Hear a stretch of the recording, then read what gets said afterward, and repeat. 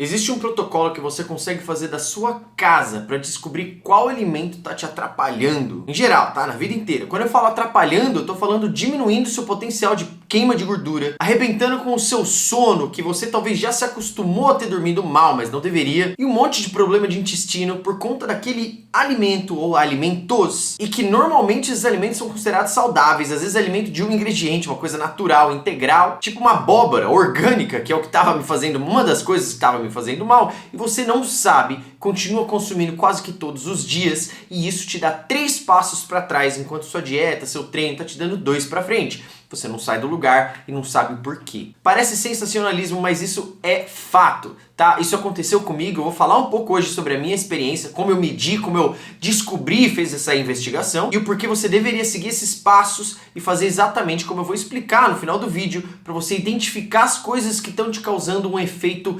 reverso. Esse nível de entendimento do seu corpo, de saber escutar alguns sinais que o seu corpo está te mandando, é importantíssimo para você elevar a sua saúde em um nível altíssimo, que provavelmente você quer. E é por isso que você assina esse canal aqui. A gente está falando de melhora absurda em sono, a gente está falando em melhora absurda em força, em composição corporal, tudo cai como uma luva a partir do momento que você para de irritar o seu sistema intestinal. Alergias e sensibilidades são bem parecidas. As alergias tendem a ter uma reação muito mais aguda e quase que imediata, enquanto a sensibilidade fica ali por trás, te machucando de pouquinho em pouquinho, e é muito mais difícil de você perceber, o que no longo prazo, no médio e no longo prazo, acaba atrasando sua vida demais. Praticamente jogando no lixo, talvez até anos em que você tenha feito um esforço absurdo na sua dieta e no seu treino, só que com um resultado muito pequeno ou quase nenhum. A questão é a seguinte, em um mundo globalizado que a gente vive hoje em dia, nós temos herança genética de vários lugares do mundo e fica cada vez mais difícil padronizar uma dieta, padronizar um sistema de alimentação que não leva em consideração sua herança geográfica, a sua herança genética, que não leva em consideração essas várias coisas.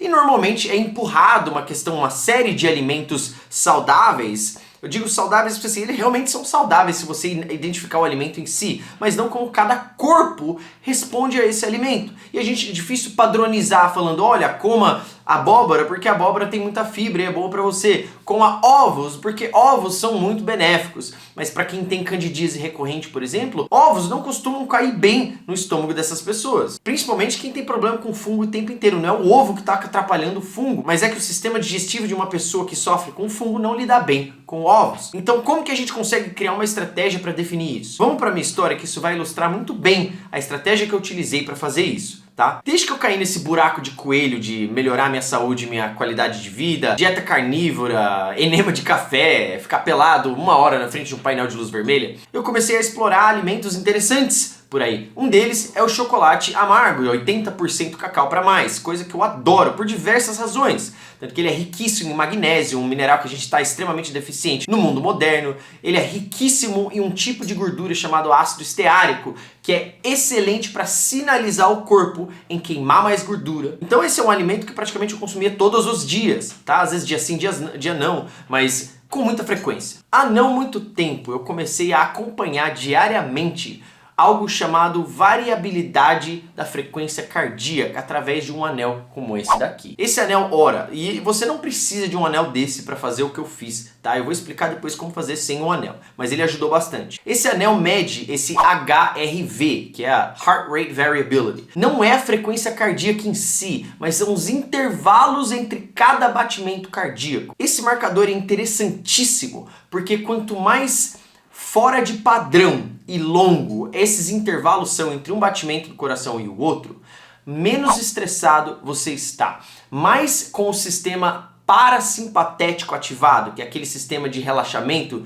de descanso e digestão, a gente está acionando. Agora, se o espaçamento entre batimentos cardíacos são curtos e bem periódicos, assim, perfeitamente alinhados, ou seja, sua variabilidade é baixa, isso quer dizer que você está com o sistema simpático ativo, no sistema de fuga e luta, o que não é bom pra gente ficar o tempo inteiro, certo? Quando a gente tá treinando, alguma coisa assim, ótimo, mas quando você tá em momento de relaxar, durante o sono, que é que isso daqui mede, a gente já consegue bater o martelo que tem coisa errada aí. Eu percebi que eu tava constantemente travado em um número perto de 50 45, o que é baixo. Isso quer dizer que esse intervalo estava bem curto e bem periódico, mostrando que eu estava travado no sistema simpático. Fuga, luta, estresse. E sabe-se lá há quanto tempo, né? Porque eu comecei a medir isso daqui, acho que eu comprei esse anel há 2 anos e meio, eu comecei a prestar mais atenção nesse marcador há 1 ano. E foi daí que eu comecei a decidir fazer experiências com o meu intestino, porque afinal, grande origem do nosso estresse vem do intestino. E de lá ele projeta para o resto do corpo todo. Eu entrei em uma dieta de eliminação. O que é uma dieta de eliminação? Eu cortei tudo. Como assim tudo? Eu só comi carne e sal. Carne e sal, 100%, não entrou mais nada. Carne, sal e água. Nesse período de 7 dias, nessa eliminação total, meu HRV foi lá para os 80, 85. Tá? Às vezes caía para 75, às vezes 85, então subiu. O que é ótimo, já identifiquei que havia alguma coisa estranha no meu intestino, certo? Alguma coisa que eu não estava lidando muito bem na alimentação. Aí eu fui reintroduzindo de 2, 3 dias um pouco de mel, que é a coisa que costuma entrar na minha ciclagem de carboidrato, frutas e algumas outras coisas como queijos. Quando eu reintroduzi castanhas, tchau, 60, caiu 20 pontos e manteve-se por 2 dias abaixando. Primeiro caiu 20, foi para 60, depois foi para 55 e ficou ali entre 50 e 60. Isso quer dizer que as castanhas estavam sim causando estresse no meu intestino e isso estava projetando para o restante do meu corpo. Removi as castanhas, 2 dias depois eu estava de volta nos 80, me sentindo melhor, dormindo melhor. Aí foi que eu reintroduzi o meu querido, e isso dói muito no meu coração, tá? Chocolate 80%. Minha HRV, minha variabilidade de frequência cardíaca caiu para 30, menos do que a metade, por conta de 3 quadradinhos de chocolate 80%, que é o que eu consumia de 2 a 3, nunca mais do que isso. Óbvio, continuei com a mesma metodologia, no dia seguinte eu comi de novo e caiu para 25, meu sono estava horrível, meu intestino perdeu a consistência que ele estava, tive diarreia, depois constipação por 2 dias, e aí eu entendi que o chocolate 80% não deveria estar de acordo com o meu corpo. A hora que eu tirei esse chocolate, 2 dias depois, para onde que foi parar esse número? 80. Eu já estava um pouco suspeito de que o chocolate não estava me fazendo tanto bem, porque eu estava relacionando minhas noites mal dormidas com o consumo de chocolate. E como ultimamente eu estava consumindo menos dele, os dias que eu consumia eu não dormia muito bem. E eu presto muita atenção no meu sono, muita mesmo. Tanto que eu tenho esse anel para medir e é uma das poucas coisas que eu ainda tenho para acertar de maneira mais grosseira. E o legal é que depois eu fiz uma experiência com caldo de ossos e esse número foi lá em cima, mostrando o benefício de caldo de ossos para o intestino. Eu fiz até um vídeo recente sobre isso, eu te convido a ir lá assistir. Essa história é para ilustrar que, independentemente de ser um alimento orgânico, saudável, baixíssimo em açúcar, minimamente ou não processado, se o seu corpo tem uma reação, uma sensibilidade com aquele alimento, ele vai dar passos para trás para você. A mesma coisa aconteceu com a abóbora cabotiá comigo. A abóbora cabotiá eu já suspeitava muito que não concordava com o meu sistema, porque ela sempre elevava a minha glicemia sanguínea muito mais do que elevar em qualquer outra pessoa. E como eu sou diabético tipo 1 e eu tô sempre medindo a minha glicemia, isso daqui faz assim, ó, pau! Dá um salto para cima por conta de 100 gramas de abóbora cabotiá. É praticamente o mesmo pico glicêmico que me dá se eu comer uma fatia de bolo. Isso não faz sentido nenhum, né? Mas pro meu intestino, pro meu sistema digestivo faz. Outro alimento que eu percebi fazendo o mesmo esquema de reintrodução são morangos. Eu não me dou bem com morangos. É só eu comer morango que esse HRV vai lá embaixo e eu tenho problema intestinal de soltar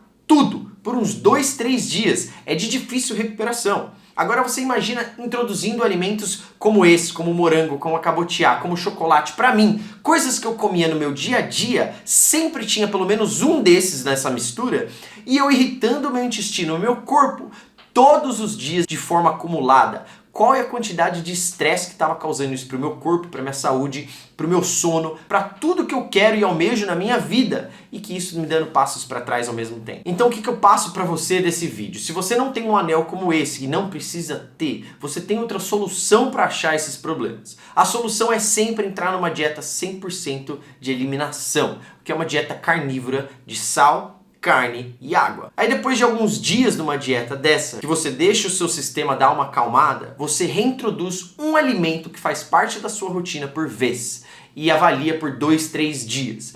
Avalie o seu estômago, o seu intestino, suas fezes, a sua força na academia, o seu humor principalmente, algumas reações de pele e faça anotações. faça um diário. Hoje eu reintroduzi tal alimento, eu me sinto assim, assim, assim. Meu sono tá assim, minha energia tá assim, meu humor tá assim. E você fazendo esse tipo de anotação, em poucas semanas você consegue estipular quais alimentos te fazem bem e te fazem mal. É óbvio, né, que a gente não come 300 alimentos diferentes por semana. Então você sabe aqueles que você ou suspeita ou que você deveria colocar para entender porque ele faz parte do seu dia a dia. É muito importante essa frase aqui. Grande parte das suas conquistas e da sua saúde vem da eliminação do ruim e não da adição do bom. Os resultados vêm muito mais da eliminação do que te faz mal. E o primeiro passo foi arrancar aquele lixo da nossa dieta, né? Óleo vegetal, produto processado, farinha, por aí vai. Agora existe um outro passo para a gente respeitar o nosso corpo genética e geograficamente. Às vezes a gente não foi construído para acessar esse tipo de alimento que não tinha, aonde grande parte da nossa origem do DNA não tinha acesso geograficamente. Ou simplesmente porque há algum fator ambiental relacionado àquele alimento que faz mal ao seu intestino.